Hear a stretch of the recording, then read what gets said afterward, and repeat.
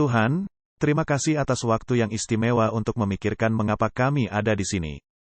Kehormatan untuk menjadi anak-anak-Mu dan kewajiban yang kami punya sebagai anggota keluarga-Mu.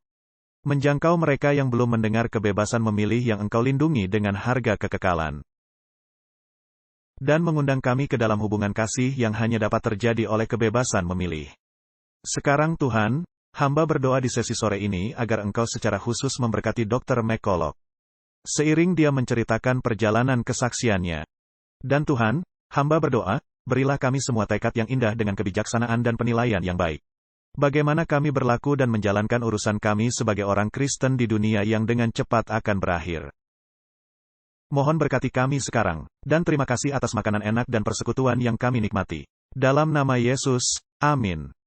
Silahkan duduk. Saya tidak akan memberikan pengantar seperti semalam. Tetapi saya akan meringkasnya dengan mengatakan ini. Dr. McCulloch memiliki kredensial yang dapat ditandingi sangat sedikit orang di bidangnya. Dia telah rela mengorbankan begitu banyak keuntungan yang bisa dia dapatkan dalam kehidupan yang sangat terberkati dan tak bermasalah. Karena dia merasa bahwa kebenaran itu penting. Terutama kebenaran tentang bagaimana menjaga diri sendiri, untuk memuliakan Tuhan, dan setia kepada prinsip bangsa Amerika kita. Masih banyak lagi yang akan mengikuti jejaknya. Ada orang lain yang akan bergabung dengannya.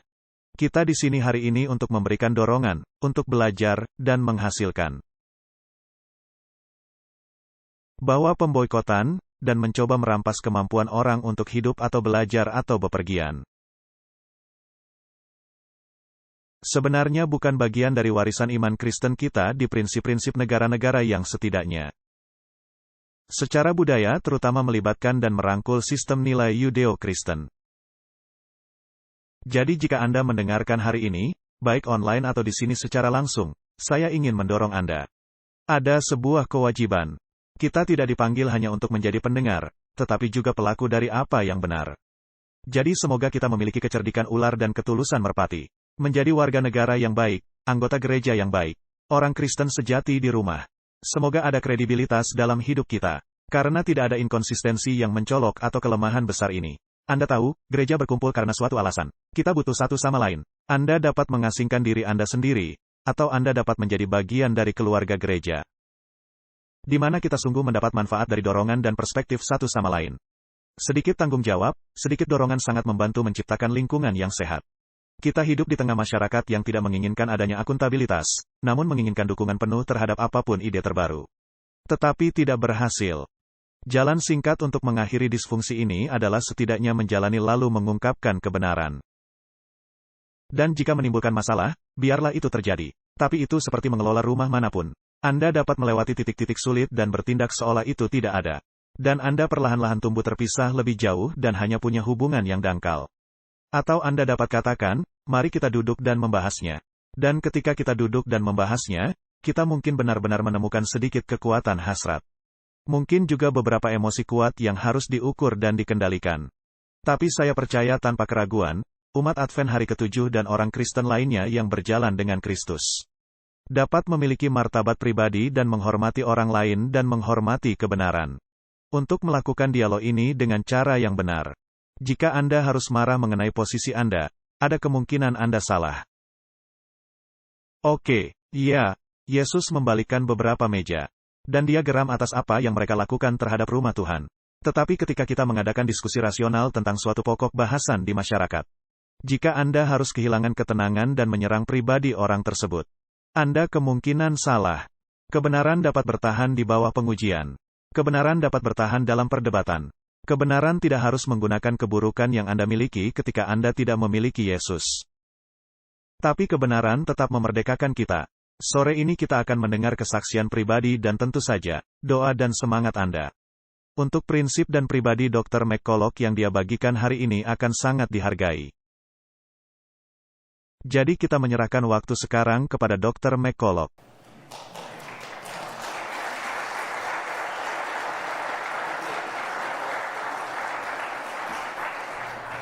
Yah, terima kasih banyak atas pengantarnya. Anda tahu, setiap menit di belakang panggung, Dr. Fine mengajari saya lebih banyak tentang Alkitab. Dia baru saja mengajari saya tentang Elia di gunung dan semua orang di kerumunan. Dan dia berkata, diam-diam beberapa orang mendukungnya. Dan, Anda tahu, saya sendiri merasakan hal itu. Saya berkesempatan untuk bertemu jemaat ini sekitar 1,5 tahun yang lalu. Dan itulah pertama kali saya naik ke atas panggung dan menunjukkan beberapa slide. Dan saya tidak menyadari jangkauan gereja Advent, khususnya gereja Andrews dalam pelayanan di sini. Jangkauannya itu luas di dunia, yang luar biasa. Namun dalam beberapa menit ke depan, saya hanya ingin mengenal Anda dan membuat Anda mengenal saya. Sebagai seorang anak, saya dibesarkan di Buffalo, New York, dan masih sebuah kota. Tidak berbeda dengan Detroit di tahun 1960-an. Keluarga saya merupakan keluarga imigran Irlandia. Ayah saya bekerja di pabrik. Pada dasarnya dia mengambil pekerjaan ayahnya ketika ayahnya meninggal. Orang Irlandia, dahulu ketika mereka datang dari Irlandia. Keluarga saya datang setelah kelaparan hebat, yaitu tahun 1850. Keluarga saya berasal dari Irlandia Utara dan mereka bernasib lebih baik selama masa-masa sulit. Anda mendengar tentang kulaks, dan 15 juta orang yang meninggal dalam kelaparan yang disengaja di Ukraina. Anda mendengarnya sebelumnya hari ini. Dan itu sekitar tahun 1920. Nah, pada tahun 1850, terjadi kelaparan di Irlandia. Dan itu terjadi dengan mekanisme yang berbeda. Itu ada hubungannya dengan kekuasaan atas lahan dan bangunan yang dimiliki Inggris di Irlandia. Dan para petani Irlandia menyewa dari penguasa Inggris.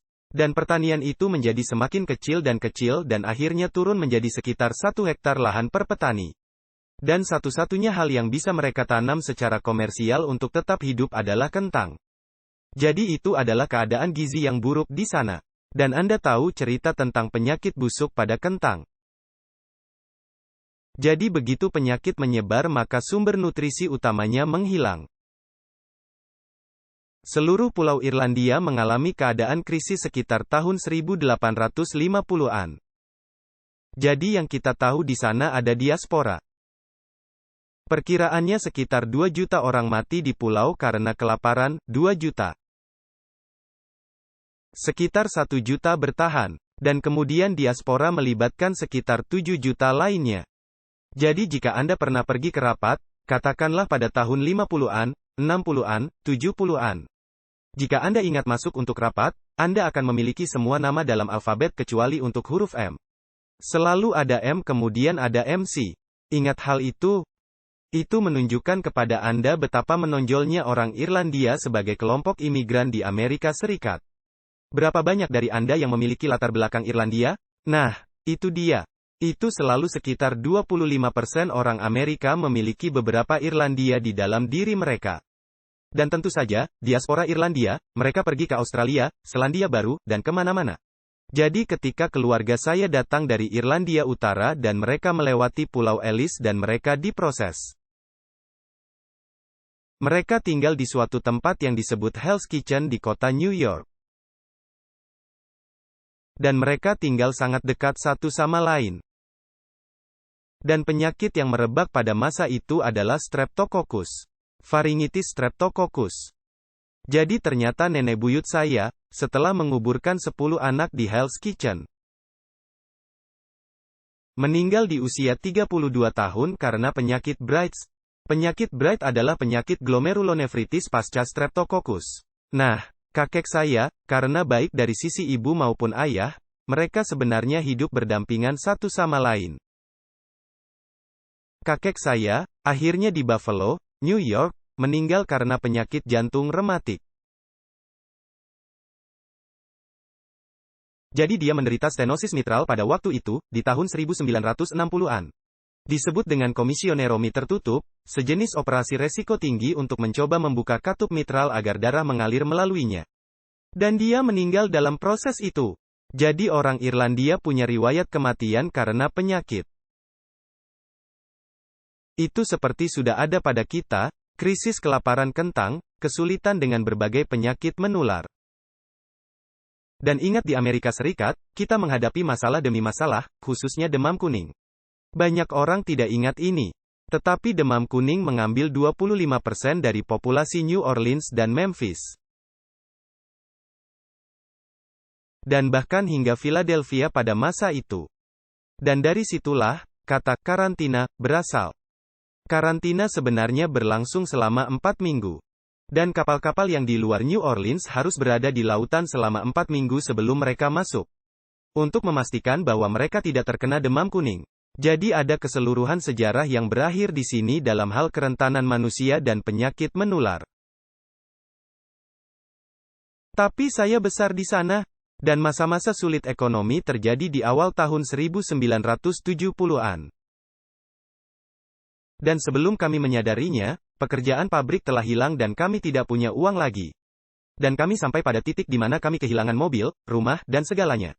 Jadi kami mengemasi mobil dan pergi ke Texas karena saat itu kami mendengar ada pekerjaan di Texas. Jadi kami menyeberangi Sungai Merah, dan mendarat di Wichita Falls. Jadi saya mulai sekolah tahun itu, tinggal di kamar hotel, satu kamar hotel di Wichita Falls. Dan kemudian kami memulai awal yang baru di Texas, yang sangat bagus untuk keluarga kami. Begitu banyak orang dengan semangat kepeloporan yang sudah berlangsung selama 200 tahun. Itu tidak akan berhenti pada tahun 1970. Jadi sejak kami tinggal di Texas hingga sekarang, populasinya menjadi lebih dari 2 kali lipat. Banyak orang tidak menyadari bahwa dari tahun 1970-an, itu benar-benar luar biasa, waktu yang luar biasa. Jadi saya menyelesaikan sekolah di Texas. Saya lanjut sarjana di Universitas Baylor, lalu Fakultas Kedokteran Universitas Texas Barat Daya. Saya tamatan terbaik di kelas. Dan kemudian saya melanjutkan residensi di Universitas Washington di Seattle. Saya menjalani 3 tahun pelayanan. Pada saat itu, sudah umum 30 tahun yang lalu untuk melakukan pelayanan. Jadi banyak rekan residen saya di Seattle menjadi petugas CDC. Atau mereka sudah di militer, atau mereka melakukan suatu bentuk pelayanan. Saya melakukan pelayanan kesehatan desa dan ditempatkan di Grayling, Michigan. Begitulah saya ke Michigan. Jadi saya berada di Michigan Utara dan tinggal di sana, di rumah sakit kecil. Saya dan Chuck Williamson dari Duke datang. Jadi Chuck dan saya adalah 2 dokter internis di kota. Kami tidak memiliki spesialis. Banyak dokter pekerja keras. Kami akhirnya menangani Rogers City ketika dibuka, Kalkaska dan Gladwin. Dan kami benar-benar berusaha keras sebisa kami memberikan perawatan kesehatan di Michigan Utara. Jadi di tahun ketiga itu, saya memutuskan butuh lebih banyak pelatihan di bidang epidemiologi dan statistik. Dan saya pergi ke Universitas Michigan, di Ann Arbor. Dan saya belajar epidemiologi di sana. Dan kemudian melakukan residensi di Rumah Sakit William Beaumont. Lalu saya sepenuhnya matang sebagai seorang internis, ahli jantung, dan ahli epidemiologi, terlatih dengan baik. Dan saya memulai karir saya. Dan saya menikah setelah residensi. Dan mempunyai 2 anak. Kami membesarkan mereka di Northville, Michigan. Dan saya menganggap keluarga inti kami solid. Dan kami adalah saya anggap sebagai orang Kristen yang masuk akal. Saya dibaptis di gereja Knox Presbyterian di Kenmore, New York. Dan kami pergi ke gereja Presbyterian di Northville. Istri saya cukup menarik. Dia adalah seorang Kristen Palestina. Dan hal yang umum di Michigan Tenggara untuk memiliki banyak orang Arab Amerika, Anda semua tahu itu. Dan keluarganya memiliki sejarah penting di Palestina.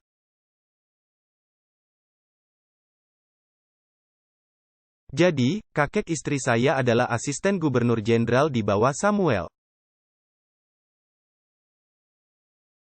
Yang merupakan seperti tuan bagi orang Inggris atas mandat Inggris.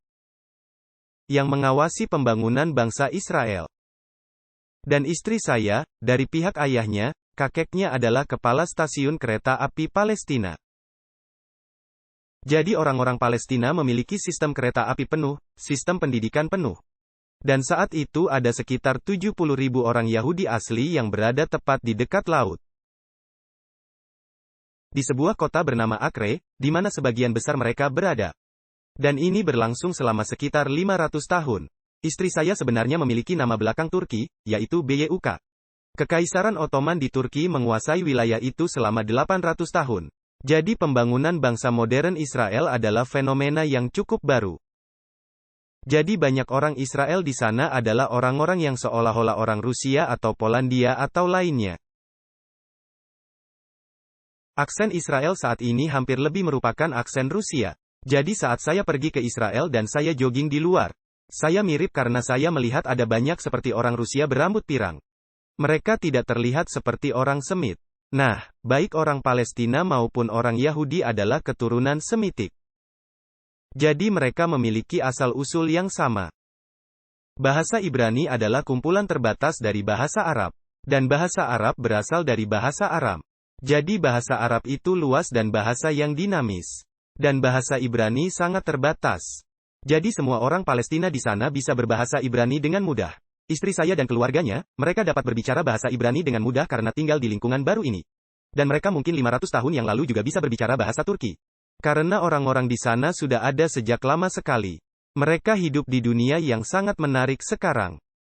Di perbatasan Israel, dari jumlah orang di sana, ada 60% orang di sana yang datang ke sana untuk membangun Israel.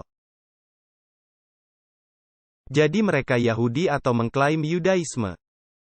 40% lainnya adalah warga Palestina. Sekarang, dari 40% itu, 20% adalah orang Arab Israel. Mereka tinggal di sisi perbatasan di mana mereka diberikan paspor Israel.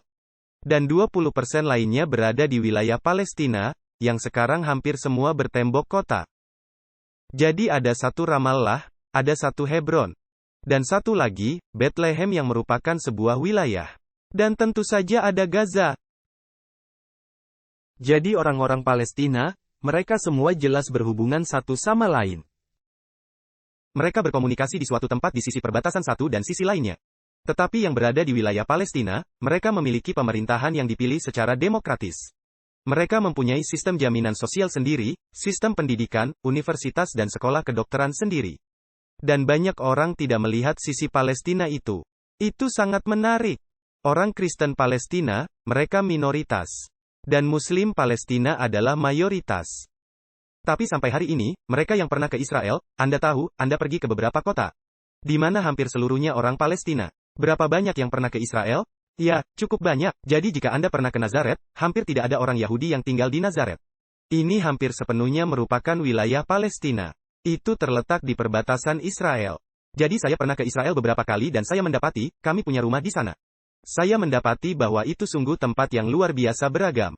Salah satu tempat terindah di Israel yang pernah saya kunjungi adalah Haifa. Mungkin Anda pernah ke Haifa. Dan bagian sisi gunung yang luar biasa telah dibeli oleh sekelompok orang ini. Dan mereka membangun sebuah taman pahatan yang indah. Dan itu disebut kuil Bahai di Israel. Namun satu yang saya simpulkan dengan pergi ke Israel ialah bahwa itu tidak akan pernah menjadi negara Yahudi. Tidak pernah. Itu adalah tempat kelahiran kekristenan. Orang aslinya masih ada, orang Palestina. Ada Druze, yang merupakan sekte awal Yahudi yang punya sedikit kepercayaan berbeda. Ada Yahudi Mesianik, ada Fransiskan Kristen. Jika Anda pergi ke Yerusalem, Anda tahu itu tempat yang berbeda. Anda menyadari dari sifatnya, ini adalah tempat yang sangat multikultural dan beragam. Dan abad demi abad, ada satu kelompok penguasa yang ingin seluruh area dibersihkan secara etnis. Dan itu tidak akan terjadi. Itu tidak akan terjadi. Rezim saat ini menginginkannya menjadi negara Yahudi. Dan hanya dengan 40% rakyat yang melakukan sesuatu yang berbeda, termasuk Kristen, Muslim dan lainnya. Itu tidak akan terjadi, dan saya pikir itulah ketegangan yang disajikan kepada kita. Saya belajar ini setelah 35 tahun menikah. Dan alasan mengapa saya memberitahu Anda semua ini adalah sebab inilah landasan hidup dan pernikahan saya. Dan untuk memiliki seseorang yang tangguh sebagai orang Palestina. Di mana keluarganya akhirnya harus melarikan diri setelah Perang 1967. Pada saat itu, pasukan pertahanan Israel telah berkumpul, keadaan telah berubah di negara itu.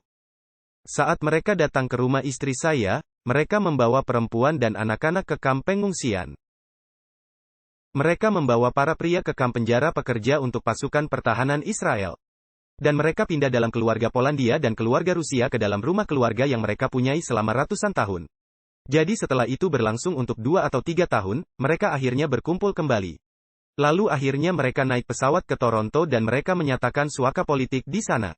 Lalu mereka menetap di Toronto. Disitulah istri saya dibesarkan. Tetapi fakta bahwa dia seorang Palestina dan seorang Kristen, dan itu adalah garis kekristenan yang sangat kuno, dan dia sangat tangguh. Itu sangat-sangat penting. Jadi hidup saya sempurna sebagai seorang akademisi. Saya memiliki semua hak istimewa yang luar biasa untuk bepergian dan ketenaran serta konsultasi dan penerbitan.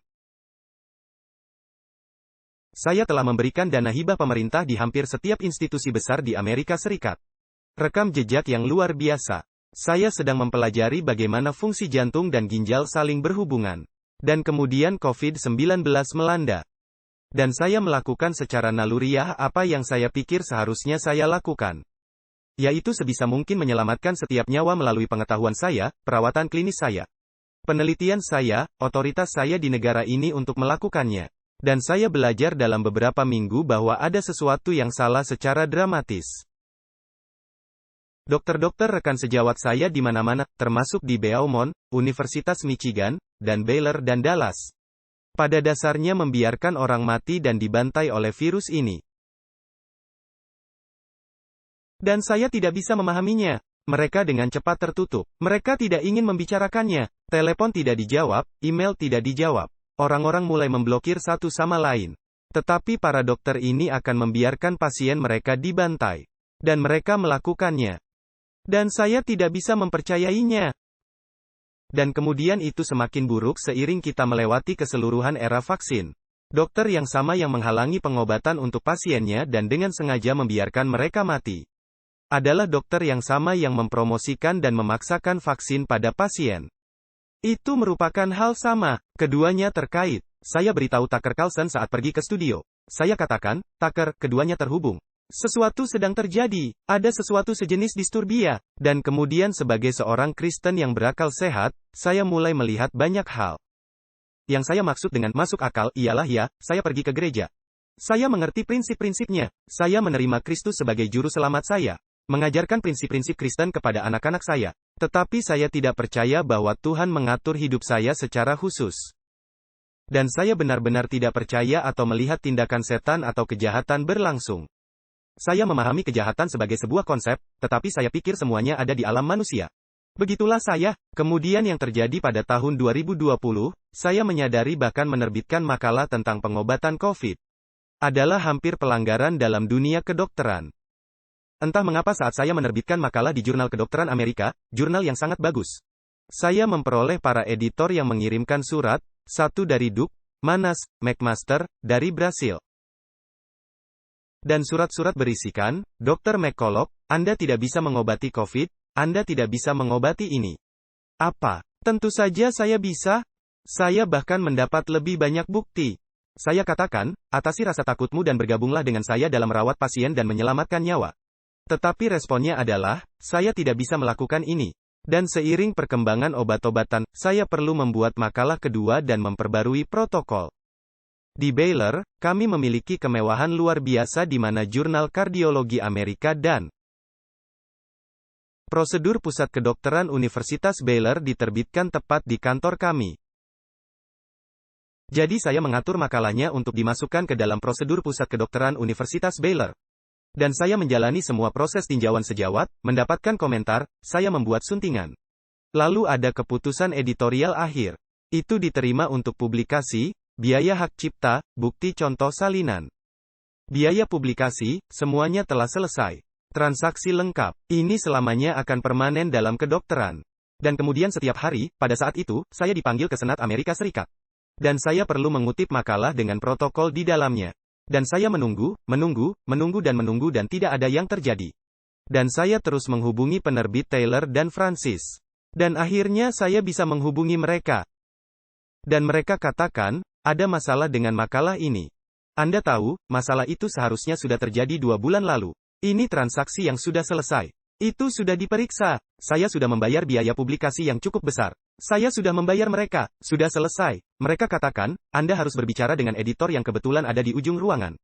Jadi saya pergi ke ujung ruang dan saya berbicara dengannya. Dan dia seorang editor senior.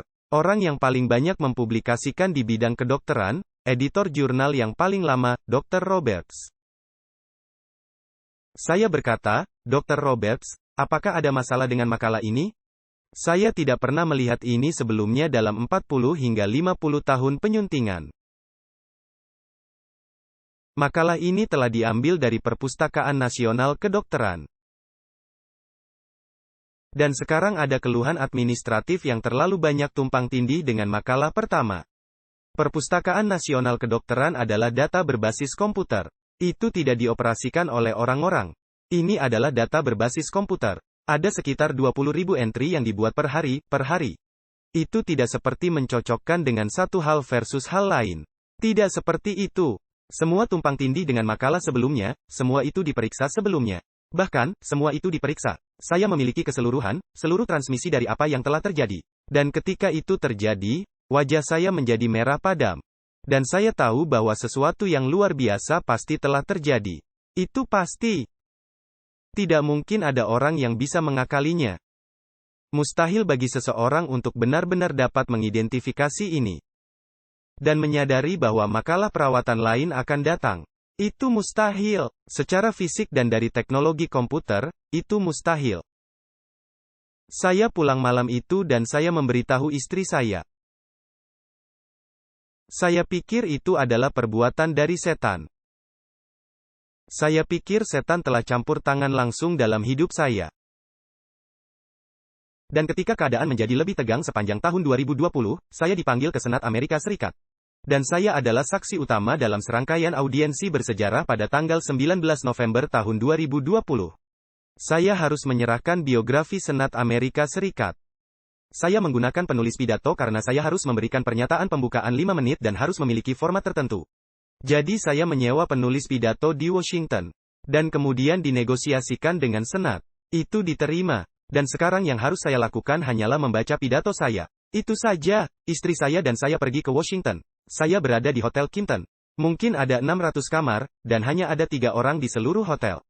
Seluruh Washington ditutup. Semua Starbucks di sekitar ditutup. Kami harus berjalan sejauh 3 mil untuk menemukan restoran yang buka.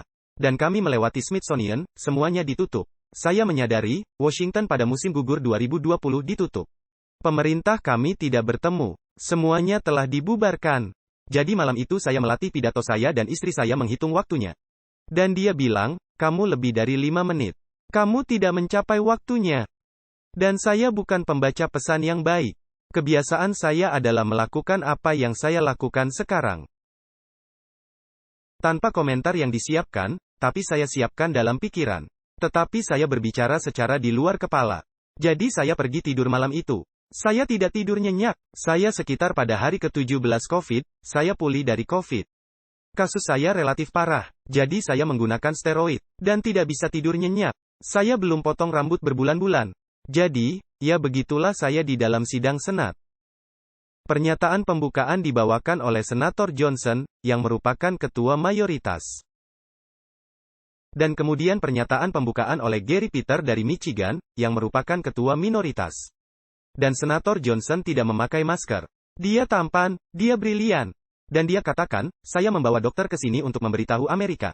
Di mana mereka telah sukses dalam merawat pasien. Dan Gary Peter memakai masker hitam. Dan Gary Peter berkata, apa yang akan kita dengar hari ini? Apa yang saya inginkan Amerika, apa yang saya tidak ingin Amerika lakukan adalah mempunyai harapan apapun. Dia bermaksud mengatakan, harapan palsu. Tetapi dia terpeleset bahwa dia tidak ingin Amerika memiliki harapan. Dia tidak ingin Amerika memiliki harapan. Dan saya tidak akan pernah lupa itu. Ruang Senat relatif kosong. Kebanyakan orang tidak ada. Beberapa online. Itu seharusnya dihadiri oleh Mitt Romney dan Kamala Harris dan semua orang absen.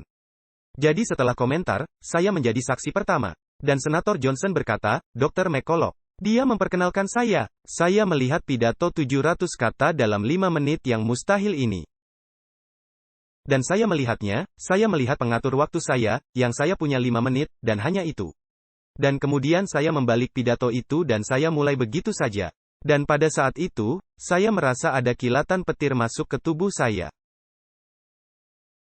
Lalu suara saya berubah. Saya menjadi agresif. Saya menjadi terlalu fokus. Saya tidak melewatkan satu kata pun. Saya tidak tersandung pada satu poin pun. Saya menunjukkan protokol saya. Saya begitu jelas.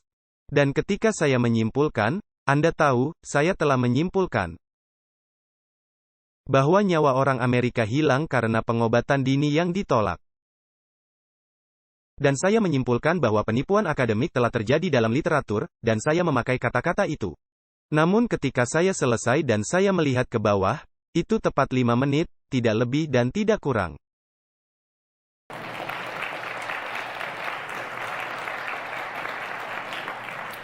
Detak jantung saya pasti sekitar 140. Ya, dan saya. Pada dasarnya saya menyadari sesuatu telah benar-benar terjadi. Kemudian proses selanjutnya bagi saya seperti kabur. Meski sudah berjam-jam, seperti hanya beberapa menit. Dan saya pergi makan siang di sebuah restoran kosong dengan istri saya di Washington. Dan saya katakan padanya, sesuatu baru saja terjadi. Sesuatu telah terjadi. Saya merasakan Roh Kudus masuk ke dalam diri saya selama 5 menit itu. Dan sejak saat itu, saya tahu bahwa ini lebih dari sekedar debat akademis. Ini jauh lebih dari sekedar ilmu pengetahuan versus ilmu pengetahuan. Dalam keterlibatan saya, dipanggil oleh media, dipanggil oleh senat. Saya sebelumnya telah dipanggil oleh Gedung Putih. Itu terjadi begitu saja dalam sekejap. Dan saya akhirnya heran karena mungkin saya lebih sering muncul di media daripada siapapun di media saat ini. Ingat Anda melihat Tucker Carlson, dia ada di sana selama 1 jam. Anda tahu, ada beberapa hari saya akan tampil di 16 acara TV dalam sehari. Dan itu terus terjadi dan terjadi dan terjadi. Dan apa yang telah saya simpulkan, dan kebiasaan yang saya lakukan adalah, misalnya, saya berada di grup kontributor yang sering dipanggil oleh Fox. Ketika saya pergi ke Fox Studio, mereka sangat baik. Mereka menjemput saya dengan mobil, mengirim kru rias, dan melewati semua prosesnya. Tetapi pada tahap persiapan, sewaktu iklan dan semua lampu ini menyala, mereka menutup pintu, itu luar biasa. Jadi saya di dalam kotak sendirian, saya berdoa. Saya berdoa dan berkata, Tuhan, saya punya waktu sebentar. Saya punya 2 menit. Saya harus apa? Biarlah perkataan ini berbicara melalui saya. Biarkan perkataan ini keluar melalui saya. Jadi ketika Anda melihat saya di media, itulah yang saya lakukan. Saya berusaha membiarkan Tuhan berbicara melalui saya. Dan itu mulai terjadi secara lebih teratur dan lebih teratur. Dan kemudian saya mulai melakukan program publik. Seperti ini yang pertama saya lakukan di sini, tetapi masih lebih banyak lagi. Dan hari itu, hari yang dingin di bulan Januari tahun 2022. Dan saya berada di Minneapolis. Dan kami punya, semacam perkiraan angka kematian yang diumumkan. Jadi itu mengguncang kami. Saya bersama istri saya, polisi ada di sana untuk memeriksa kamar hotel dan semuanya harus diperiksa. Jadi kami sedikit bingung bahwa ini adalah pertama kalinya hal ini muncul. Dan saya menyelesaikan programnya dan saya tahu saya akan langsung pergi dari Minneapolis ke Washington. Dan mereka memiliki keamanan di Washington karena saya akan memberikan pidato di tangga Museum Lincoln. Untuk rapat umum yang pertama. Dan saya adalah pembicara medis pertama. Jadi semuanya sangat ketat dan ada banyak keributan. Jadi ketika saya muncul, ada kerumunan besar dan semua orang ingin menyapa dan berjabat tangan. Dan petugas keamanan mendorong saya mundur, saya tidak bisa menyapa siapapun atau tidak bisa menyentuh siapapun. Dan saat saya diantar ke Museum Lincoln, saya naik ke sana dan melihat kerumunan besar ini dan itu adalah hari yang sangat dingin. Dan hal yang sama terjadi. Hal yang sama terjadi. Saya hanya berkata, berbicaralah melalui saya. Dan itu 7 menit. 7. Dan saya mencapai semua poin. Saya mencapai semua poin, dan saya berhenti. Dan saya mendengarkan perbedaan pendapat dari orang banyak. Dan ketika Anda melihat kembali sejarah, beberapa pidato terpenting adalah yang terpendek. Pidato Gettysburg hanya sekitar 2,5 menit. Ini sangat penting. Jadi itu mulai terjadi berulang kali. Dan kemudian selama periode waktu ini, interpretasi saya adalah tindakan setan telah diarahkan kepada saya. Dan orang-orang di lingkungan saya dan mungkin kepada Anda. Jadi suatu hari saya masuk ke kantor di rumah sakit setelah bertahun-tahun melayani dengan sempurna. Pendapatan pasien, dana pemerintah. Saya sukses dengan COVID. Saya telah bersaksi di Senat Amerika Serikat. Orang-orang bertepuk tangan. Mereka mengambil cuti setengah hari untuk menonton kesaksian. 6 minggu kemudian, saya masuk ke kantor dan seorang berkata, serahkan lencanamu. Anda dipecat. Apa alasannya? Tidak ada alasan. Tidak ada alasan. Itu melanggar kontrak. Itu melanggar proses hukum. Tidak penting. Jadi saya berjuang. Saya harus memindahkan praktik saya dan mentransfer semua kontrak asuransi dan pekerjaan yang luar biasa.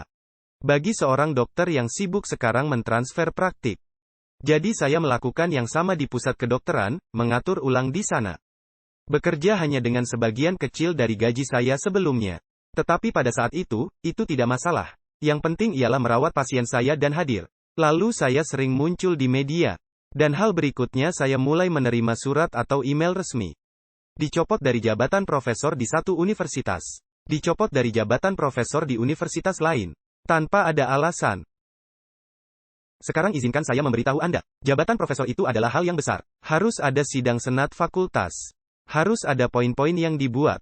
Diskusi. Maksud saya, jika saya melakukan tindakan tercela atau semacamnya, harusnya ada semacam penyelidikan. Ini tidak ada. Itu surat yang sangat steril. Anda dicopot dari gelar ini.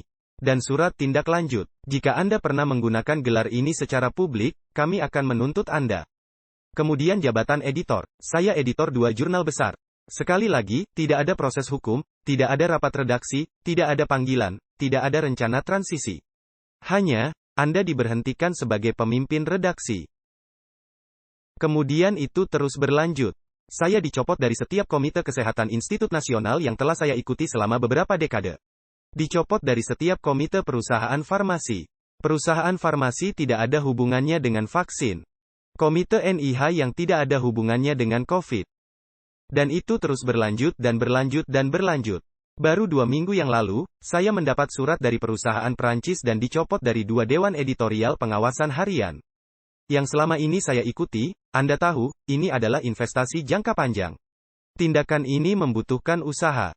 Itu mahal bagi orang yang melakukannya karena mereka harus menemukan pengganti saya. Mereka harus melakukan kontrak ulang. Ini bukan hal kecil. Orang yang melakukan ini menyakiti diri mereka sendiri. Mereka sama sekali tidak cocok bertaruh. Saya mungkin memiliki 2 lusin ini di buku saya, Berani Menghadapi COVID-19. Saya punya 3 buku untuk 3 pertanyaan terbaik, Berani Menghadapi COVID-19. Ini menceritakan kisah yang saya ceritakan hari ini, dan ada bab di sana yang disebut pencopotan. Dan itu hampir memiliki analogi religius, kan? Pencopotan. Tentang bagaimana saya dilucuti. Sekarang, itu tidak menyakitkan. Saya tidak kesakitan. Itu memalukan. Itu perkara umum. Tapi itu benar-benar memuncak tahun lalu.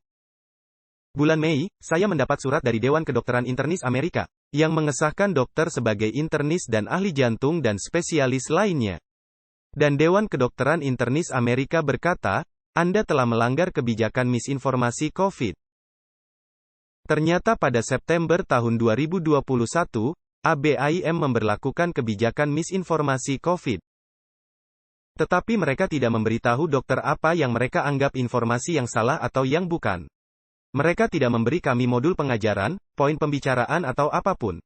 Nah, kami melakukan banyak modul pengajaran, penyesuaian. Kami menandatangani semua hal ini, tidak ada. Jadi mereka membuat kebijakan pada September tahun 2021 ini. Mereka kembali ke masa lalu pada Maret tahun 2021 dan berkata, Aha, apa yang Anda katakan di Senat Texas adalah informasi yang salah. Kami tidak setuju dengan Anda. Dan ini alasan mengapa kami tidak setuju. Jadi saya membuat surat sanggahan. Mereka berunding. Mereka memiliki komite yang terdiri dari orang-orang yang tidak punya pengalaman dengan COVID. Tidak memiliki pengalaman bersaksi di tempat umum manapun, benar-benar semacam kelompok dokter junior. Dan mereka keluar dari pertemuan ini dan menghukum saya karena misinformasi COVID. Dan mereka katakan kalau saya direkomendasikan untuk dicopot dari Komite Penyakit Dalam dan Kardiologi. Dicopot. Saya 3 tahun residensi kedokteran di Universitas Washington. Saya 3 tahun residensi kardiologi di Rumah Sakit William Beaumont. Saya lulus semua ujian, melakukannya dengan sangat baik. Saya tamat peringkat 1 klinis di kelas saya di sekolah kedokteran. Saya memiliki rekam jejak sempurna sebagai seorang dokter. Satu-satunya hal yang harus diperhatikan dewan ini adalah, apakah seseorang kompeten sebagai spesialis dan sebagai internis? Itu satu-satunya. Apakah mereka lulus? Apakah mereka dalam kondisi yang baik? Apakah mereka melakukan residensi? Sekarang saya harus menyewa pengacara dan melakukan proses banding yang sangat sulit ini. Ke pengadilan yang mengabaikan standar hukum atau keadilan yang menghukum saya atas misinformasi. Yang tidak dapat dibuktikan dalam semua pernyataan saya seperti yang telah saya buat, rujuk dan kutip. Saya sangat ketat dengan data seperti siapapun di luar sana. Jadi sekarang saya berada di jurang untuk dicabut sertifikasinya. Jadi saya mungkin menjadi figur publik pertama yang dicabut sertifikasinya, yang dilucuti dari residensi. Tanpa ada alasan klinis. Saya tidak akan dapat membuat kontrak dengan perusahaan asuransi lagi. Jadi saya tidak akan lagi memegang hak istimewa rumah sakit. Jadi itu lenyap. Jadi seluruh karir saya mulai hancur. Jadi saat Dewan Kedokteran Internis Amerika mengumumkan saya dihukum karena misinformasi COVID. Dalam beberapa minggu saya dipanggil ke kantor dengan praktik saya saat ini. Di pusat medis yang sama, praktik swasta yang sangat baik. 2 tahun rekam jejak yang luar biasa dan mengumpulkan pasien dan rujukan dan semua kesuksesan ini. Dan saya diberitahu bahwa saya dipecat tanpa ada alasan, tanpa alasan. Jadi saya pulang malam itu dan memberitahu istri saya telah dipecat tanpa alasan. Nah, para dokter yang memecat saya, mereka adalah teman saya sewaktu di sekolah kedokteran. Mereka benar-benar melihat ke meja. Mereka tidak menatap mata saya, Anda dipecat. Dan mereka tampak sangat tidak nyaman. Tidak ada kata-kata pedas. Mereka tidak marah pada saya. Mereka memiliki semacam kegelapan di dalam diri mereka. Mereka hampir gemetar dan berkeringat. Mereka diliputi rasa takut. Ketakutan ada di tubuh mereka. Bahasa tubuh ketakutan. Saya telah belajar untuk mengenalinya. Saya telah belajar untuk mengenalinya. Anda tahu, saya telah menantang dokter manapun di Amerika. Jika menurut mereka itu benar untuk menolak pengobatan orang. Atau jika menurut mereka benar untuk mendorong vaksin ini.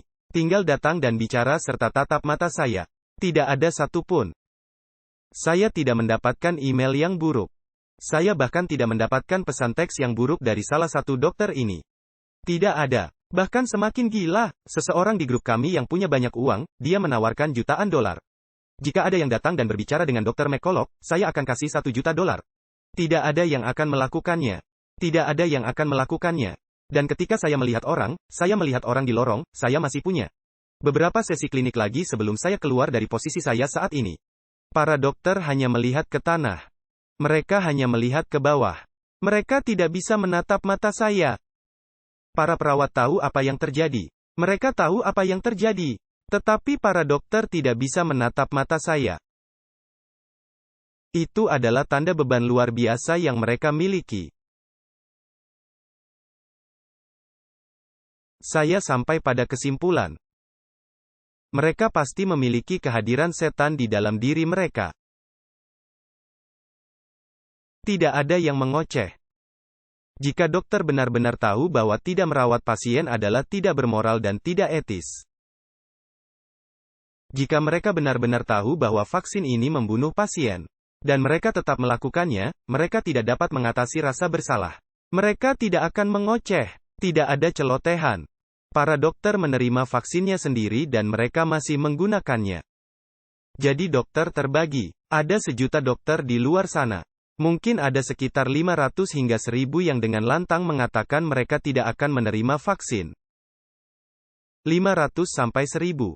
Dan kemudian ada sekitar 100.000 yang tidak menerima vaksin dan merasa itu tidak aman tetapi diam saja. Dan mungkin ada sekitar 900.000 yang menerimanya. Saya telah melihat perkiraan di mana 96% dokter telah menerima vaksin. Jadi para dokter terlibat sepenuhnya dalam hal ini. Tapi saya yakin ini jelas merupakan pertempuran spiritual. Saya pikir apa yang kita lihat adalah tindakan setan. Anda tahu ini. Setiap atlet muda berikutnya yang meninggal, yang mana Anda lihat laporannya setiap hari. Dan laporan itu akan menunjukkan seorang anak muda yang luar biasa sehat sepenuhnya. Dan mereka meninggal begitu saja di lapangan olahraga, atau mereka meninggal di ruang ganti. Dan ada beberapa jenis laporan seperti, memang baik mengenal mereka saat di sini dan kita perlu menghargai orang, bahasa seperti itu. Tetapi tidak pernah ada penyebab dari apa yang terjadi. Dan tidak pernah benar-benar ada reaksi dari orang tua. Dan kemudian itu menghilang. Itu menghilang. Orang tua tidak berbicara. Tidak pernah disebutkan apakah mereka mengambil vaksin atau tidak. Tidak pernah disebutkan entah mereka terkena COVID. Tidak ada disebutkan apa-apa. Seolah-olah mereka menghilang begitu saja. Seperti kerlipan cahaya dan menghilang. Orang demi orang. Mungkin hari ini, saat saya berbicara, akan ada beberapa lagi. Dan setiap kali, tidak pernah ada yang disebutkan. Tidak pernah disebutkan. Dan sebenarnya, jika mereka telah menerima vaksin sebelumnya. Dengan cepat Google dan semua mesin pencari berubah dan tidak dapat Anda temukan. Seseorang harus sangat terampil mengatakan, lihat, mereka menerima vaksinnya. Irene Cara, wanita yang menyanyikan lagu Flashdance, mengalaminya baru-baru ini. Dan dia meninggal dan beritanya hanya dia meninggal. Kita tidak tahu apa yang terjadi. Seseorang mencari tahu ternyata dia baru saja menerima vaksin pada hari ulang tahunnya dan dia men-tweet itu. Itu sudah dihapus dari Twitter, tetapi seseorang menemukannya. Setiap kali. Jadi ketika Damar Hamlin, Buffalo Bills, mengalami serangan jantung di lapangan. Dalam waktu 24 jam, mereka kru film bergegas mendatangi saya. Saya di Colorado. Mereka ingin komentar saya. Dan saya telah mendengarkan selama 24 jam komentar. Orang media demi orang media, pemain aktif, mantan pemain, dokter. Tidak seorang pun akan menyebutkan kemungkinan vaksin mengakibatkan miokarditis dan kematian mendadak. Itu adalah garis lurus. Garis lurusnya adalah pemerintah Amerika Serikat membayar uang NFL pada tahun 2021 untuk mendorong vaksin. Komunitas Pusat COVID. NFL mencoba memutuskan apa yang harus dilakukan. FDA keluar dan berkata, vaksin menyebabkan miokarditis. Itu berarti atlet tidak boleh menderita miokarditis dan bermain. Atlet benar-benar tidak bisa menerima vaksin. Kemudian NFL pada pertengahan musim panas 2021 mengatakan, wajib vaksin. Kemudian selama 8 bulan, para pemain diwajibkan menerima vaksin. NFL dengan bangga mengatakan 95% pemain menerima vaksin. Saya memberitahu Tucker Carlson, seminggu yang lalu. Saya memberitahu Laura Ingraham minggu ini suatu garis lurus. Ini adalah garis lurus. Setiap dokter yang tidak mempertimbangkan vaksin berada dalam suatu bentuk kesurupan, semacam kabut jika mereka benar-benar tidak mempertimbangkan vaksin. Saya pikir ada fenomena psikologis yang terjadi. Saya pikir saat orang memiliki ini di dalam tubuh mereka, mereka tidak mungkin membayangkan bahwa hal yang sama dapat terjadi pada mereka. Alasan mengapa para pemain terlihat sangat mual dan semua komentator pucat. Banyak dari mereka berpikir, astaga, jangan-jangan saya yang berikutnya? Itulah yang mereka pikirkan. Mungkinkah saya yang berikutnya? Mungkinkah saya yang berikutnya? Vaksin dan segala sesuatunya, dan segalanya mengenai bagaimana penggunaannya dapat dikonseptualisasikan sebagai alat setan. Ini memenuhi semua karakteristik untuk instrumen semacam itu. Memecah belah orang, membuat orang sakit, membuat orang mempertanyakan diri, menghilangkan kegembiraan. Menghilangkan kejelasan, menciptakan lebih banyak kebingungan, lebih banyak keraguan diri. Semuanya dalam satu suntikan. Dan tahukah Anda, itu bisa menjadi instrumen iblis, meskipun itu larutan garam atau placebo. Itu masih bisa menjadi alat setan. Saya pikir penyakit COVID-19 adalah alat iblis. Menutup rumah-rumah ibadah, tetapi membiarkan toko minuman keras dan tempat-tempat hiburan tetap buka, bukan? Membuat takut orang lanjut usia dan menyebabkan mereka meninggal. Merenggut Natal terakhir mereka, merenggut ulang tahun terakhir mereka.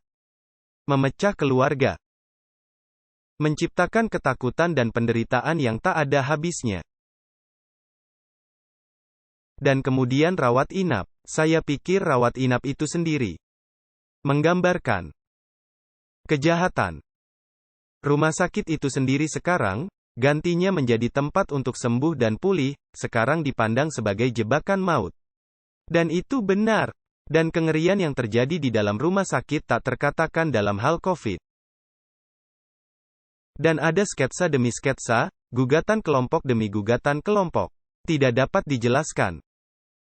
Di mana selama 3 tahun, tidak ada satupun rumah sakit di Amerika yang mencoba meningkatkan perawatan pasien untuk COVID.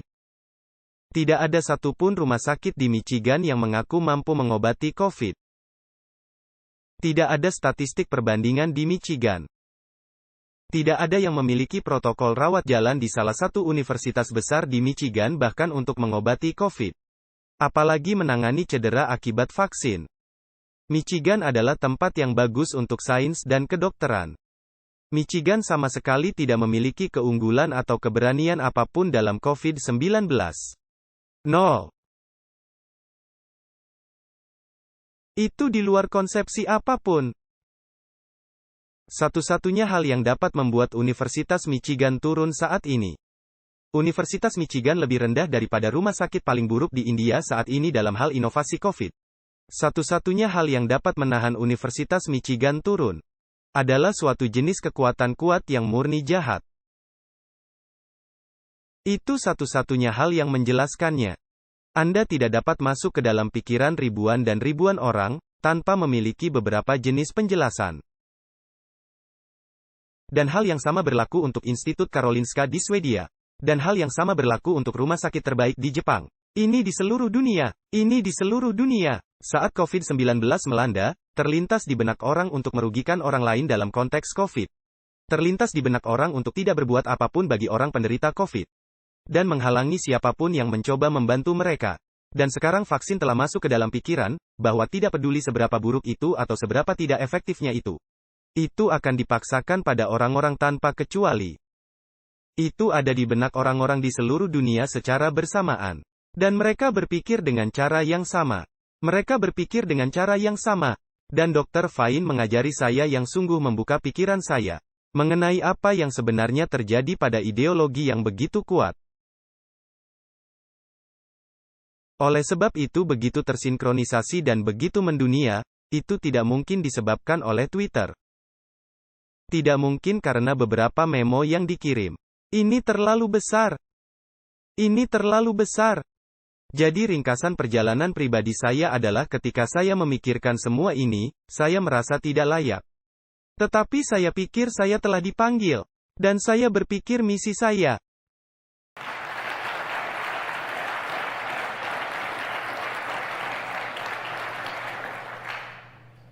Instruksi saya adalah untuk menyampaikan pesan. Untuk menyampaikan pesan. Dan seperti dalam banyak contoh di dalam Alkitab.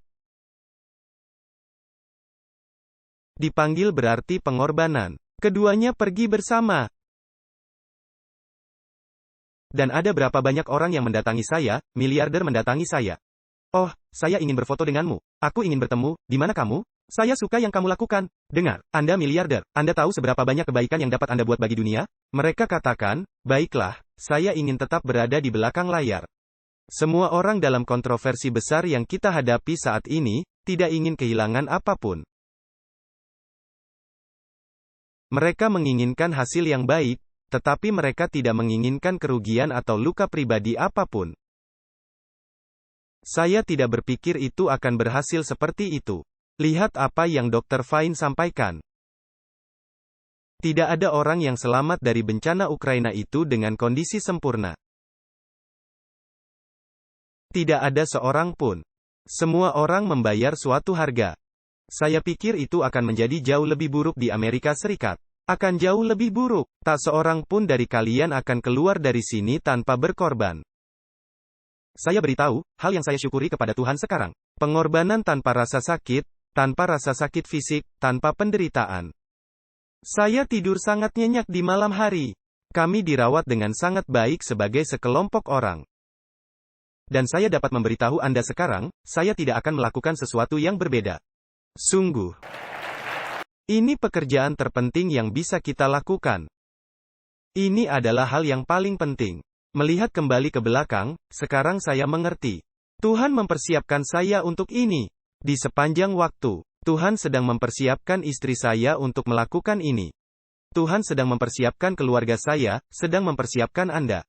Tuhan mempersiapkan kita masa-masa seperti ini. Saya Dr. Peter McCulloch. Terima kasih banyak telah menerima saya.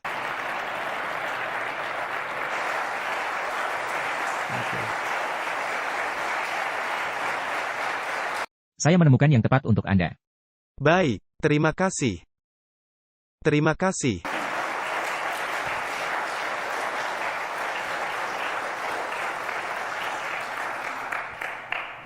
Jadi Dr. McCulloch, ini benar-benar hak istimewa dan sukacita berbagi waktu dengan Anda.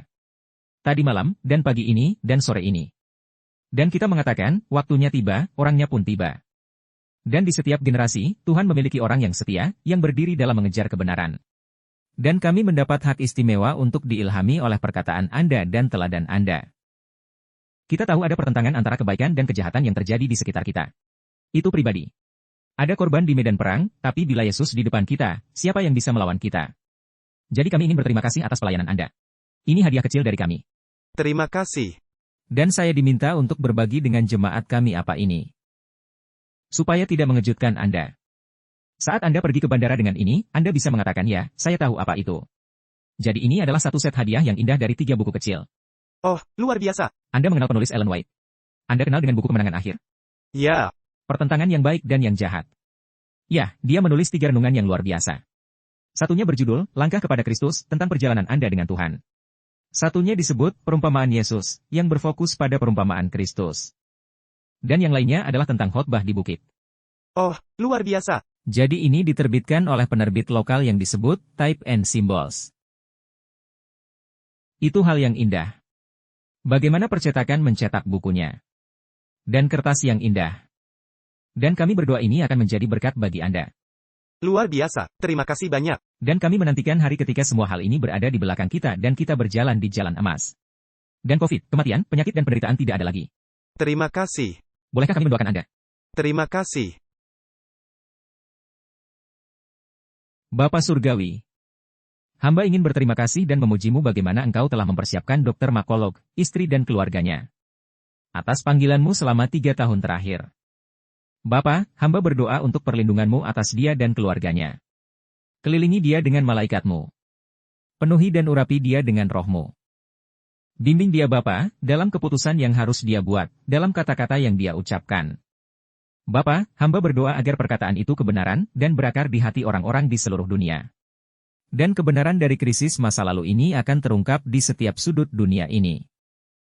Bapa, beri dia keberanian. Beri dia kebijaksanaan untuk mengetahui kapan harus maju dan kapan harus berhenti sebentar. Dan hamba berdoa, Tuhan, semoga di lubuk hatinya yang terdalam, mungkin saat dia berbaring di malam hari. Agar Engkau berada di sana meyakinkan dia akan kasih kekalmu bagi dia dan keluarganya. Bapa, hamba berdoa agar ketika Yesus datang kembali. Kami akan berdampingan dengan Dr. McCullough di lautan kaca itu. Kami menyerahkannya pada tanganmu. Dalam nama Yesus kami berdoa. Amin. Amin. Terima kasih. Bagaimana kita melakukan ini sekarang? Apakah kita akan memiliki pertanyaan atau? Tunggu sebentar. Jadi kita punya beberapa pertanyaan tadi malam. Ya, siapa yang memiliki pertanyaan terbaik? Ya, siapa yang punya pertanyaan terbaik? Sebenarnya, pendeta Not yang harus memutuskan. Kami memiliki 3 buku yang pasti ingin kami berikan. Jadi pendeta Not yang mengadili keputusan pertanyaan, dia yang akan memutuskan. Bagaimanapun, bagi kalian yang tidak mendapatkan buku, Anda dapat pergi ke couragetofacecOVID.com atau Amazon untuk mendapatkan buku. Dan karena Anda telah bertemu saya, apa yang telah saya ceritakan tentang hidup saya dan itu bukan hanya saya. Tetapi di sana kami punya bab tentang Didier Raoult dan Marseille France dan Harvey Rees dari Yale. Dan Palem Merrick dari Universitas Virginia Timur. Ada cerita di sini dan itu cerita orang-orang yang membuatnya, kita berada dalam realitas yang mencengangkan. Kami membutuhkan beberapa cara kontekstual untuk memahami ini adalah cara untuk melakukannya. Jadi apakah pendeta Knot tidak ada di sini? Apakah Anda punya 3 pertanyaan favorit yang Anda ingat dari tadi malam? Tidak, tidak ada nama yang terlampir. Baik. Kita harus gunakan cara undian atau kita akan menemukan caranya. Kalian hebat dalam melakukan itu, jadi Anda akan mencari tahu. Baiklah. Kita akan menemukan caranya. Baik. Terima kasih banyak. Terima kasih Dr. McCullough. Terima kasih.